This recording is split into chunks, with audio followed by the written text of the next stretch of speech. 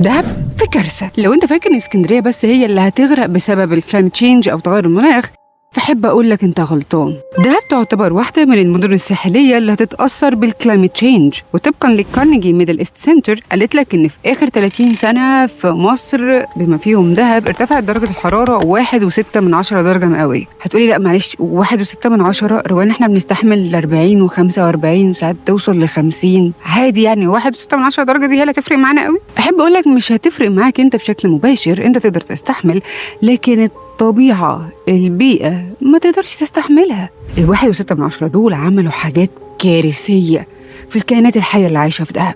اتقل لآخر الفيديو. خليني أقول لك بسرعة الكلايمت تشينج عمل إيه. بص يا سيدي، بعد الثورة الصناعية ابتدت نسبة ثاني أكسيد الكربون اللي في الغلاف الجوي عندنا تزيد، ولما زادت ارتفعت درجة حرارة الكوكب.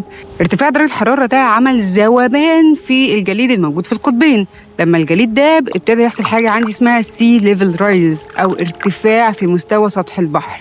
وطبقا لناسا على 2050 بعض المناطق الساحلية هيرتفع فيها سطح البحر 30 سنتي، ده بالميت كده. وطبعا زي ما قلت لك دهب مدينه ساحليه، لما يحصل فيها ارتفاع في مستوى سطح البحر هيحصل تآكل للشواطئ بتاعتها. ومش بس كده، ده يحصل كمان حاجه اسمها سولت انتروجن. لما الميه المالحه تبتدي انها تتسرب كده وتخش جوه التربه، هتخش في الاساسات بتاعه الفنادق والكافيتريات اللي موجوده على الممشى وتبتدي انها تاكل فيها، وده مع مرور الوقت بيهدد وجود الفنادق والكافيتريات دي. ده غير ان الميه المالحه لما تخش جوه التربه تبتدي تمشي لحد ما توصل لآبار المياه الجوفية، وبتختلط المياه العذبة بالمياه المالحة. وده انت تقدر تلاحظه بسهولة جدا في الفنادق الموجودة على الممشى. انت لو فتحت كده الحنفية هتنزل لك مياه مالحة، رغم ان هم بيستخدموا بير. اول ما تلاقي كده اعرف ان ده سولت انتروجن. وخلي بالك مشكلة ان المياه المالحة بتتسرب للآبار، لان تقريبا الغالبية العظمى في دهب بتعتمد على المياه الجوفية. فانت كده ارتفاع مستوى سطح البحر دمر الفنادق، دمر الكافيتريات، اكل البنية التحتية بتاعتهم، دمر الآبار